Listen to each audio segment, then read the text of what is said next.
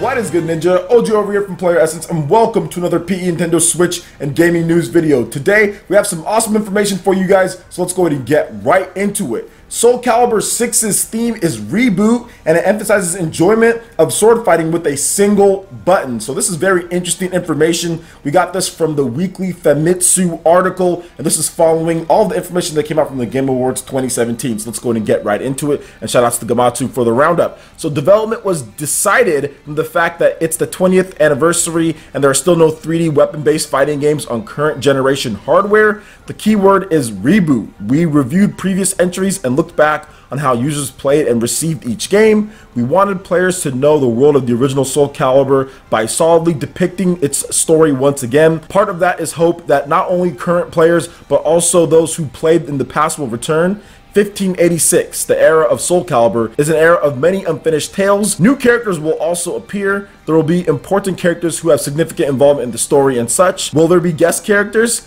Please look forward to it, he says. So it looks like there's definitely going to be guest characters. The basics part of the battle system, which utilizes vertical slashes, horizontal slashes, and running to fight, have not changed. Movement speed and operability are being tuned to emphasize comfort so that anyone can play. The most significant evolution is the introduction of the reversal edge system, which is an attack that integrates offense and defense to defend against almost all techniques with a single button, regardless of whether they are high, middle, or low. By mastering this, even beginners can read the moves of advanced players.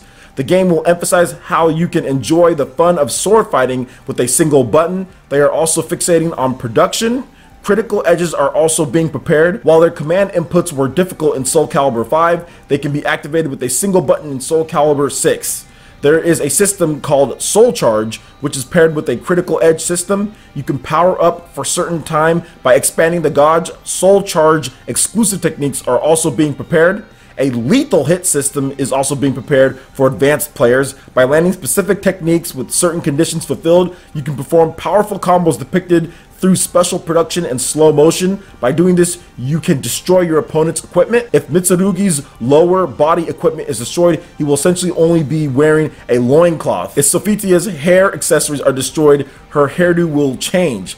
Guard impacts can also be used without depleting the gauge. We also want to offer a tutorial mode. We feel that character creation is an attraction that cannot be removed from the series. We cannot say any more, but please look forward to it. Development is around 70% complete. Now, Soulcalibur VI is due out for the PlayStation 4, Xbox One, and PC in 2018. Read more information, link in the description below as far as the game goes, because there's been a lot of stuff. But there was some great information from this interview. They said that they want to make things simpler for newcomers to kind of jump in and get into it, but they're still going to have some stuff for advanced players. And I think in today's day, if you want to actually sell your fighting game, you need to make sure that that happens. I know like Pokken Tournament has a lot of easy and simple button presses, but then once you layer on the depth when it comes to combos and all that, you can really kind of get it into more in-depth play. And I think Pokken is a good mix between just casual pick up and play and also there for core gamers as well. I've always thought that Smash Brothers is also a good mix as well for casual and core players. So they're trying to find that right balance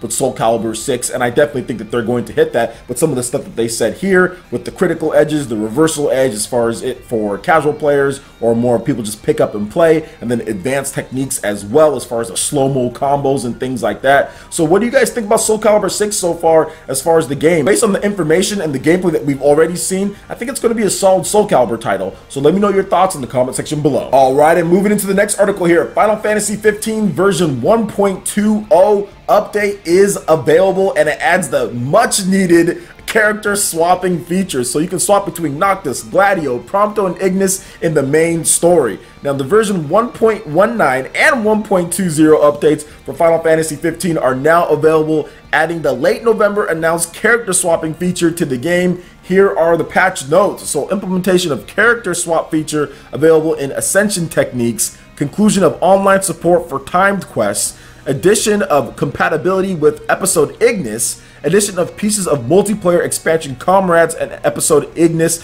to music player track list, various bug fixes, version 1.20 also has various bug fixes as well. Now, Final Fantasy 15 is now available for the PlayStation 4, Xbox One, and will launch in PC in early 2018. And yo, if you want to spend the extra time and the hardware space to install that PC version, that's probably going to be the best one, since they're taking their sweet time with it, and it's going to have all of these features. So if you've never played Final Fantasy 15 and you're going to pick it up for the first time on the PC, I think it's going to be a much better experience back than in 2016 when I first played it, and when gamers first played it around the world, because they've released so many patches. There's been so much free update, there's been so much content added in. I generally think the core concept as far as the battle system necessarily leaves some things to be desired, even with the character swap, even with all the stuff that they've added in, but it's still a solid game, even made better with the whole character swap, with these different episode Ignis and Prompto and Gladio and all the stuff that they've already released. Some of the free DLC has been amazing, some of the extra hunting missions and all that. So if you're picking it up on PC, you'll also probably get 60 frames per second. There's going to be 4K. So yeah, PC gamers are in for a treat if you're willing to download, I think it's like 170 gigabytes or something like that. It might even be bigger than that. Who knows with all this stuff that they're adding in, but really cool stuff. So either way, what do you guys think about the version 1.20 update and 1.19 for Final Fantasy 15? Are you planning on picking up the game at this point on PS4, Xbox One, or PC? Let me know your thoughts in the comment section below. All right, and moving into the last article here, Steamworld Heist Ultimate Edition will be coming to Nintendo Switch on December 28th. Image and Form has announced. Board, loot, and shoot your way through enemy spaceships. So Steamworld Heist Ultimate Edition will be coming to Nintendo Switch on December 28th. Developer Image and Form Games has announced it will cost $19.99. The Nintendo Switch version of Steamworld Heist will include all of the previously released downloadable content, as well as optional touchscreen controls, a beautiful home menu icon, and more. You gotta talk about that home menu icon. That is really important for some Nintendo Switch gamers. Now, Steamworld Heist is currently available for the PlayStation 4,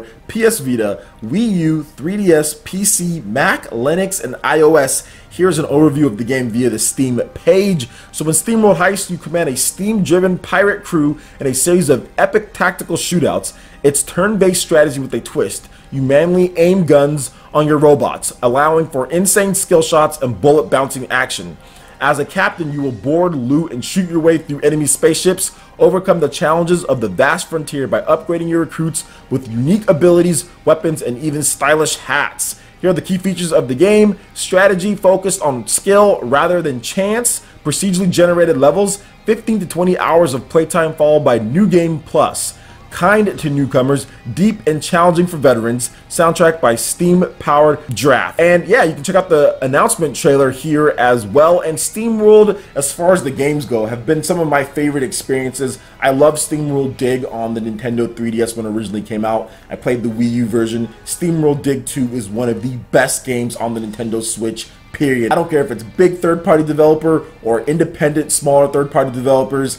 It's still one of the best games released on the system, period. It is really good. Steamworld Heist was really good, but I never played the game because I always wanted to just wait for that Nintendo Switch version, even though it came out well before then. I was interested, but I was like, you know what? It's probably going to come out for this Switch system, you know, when we started hearing about the rumors and things. And then we actually got a tease of this earlier when they had some type of picture or something on Twitter, and everyone was kind of thinking, hey, this is going to be Steamworld Heist, and it ended up being Steamworld Heist. And before the end of 2017 as well, they've been teasing Steamworld games for the Nintendo Switch. So I was hoping for like a double pack with Steamworld Dig and Steamworld Heist on one single download. But either way, having Steamworld Heist is still cool, and I think they'll probably do like a combo pack or maybe even a triple pack. Maybe when they do a triple pack where you get Steamworld Dig 1, Steamworld Dig 2, and Steamworld Heist all together. That would be really cool as well. So what do you guys think about Steamworld Heist coming to Nintendo Switch? Are you down for this type of game? Strategy action, December 28th. It's going to be pretty cool, and once again, really good because you can actually play this game portably in addition to on the TV as well, because I think there's crossplay with PS Vita and also with PlayStation 4,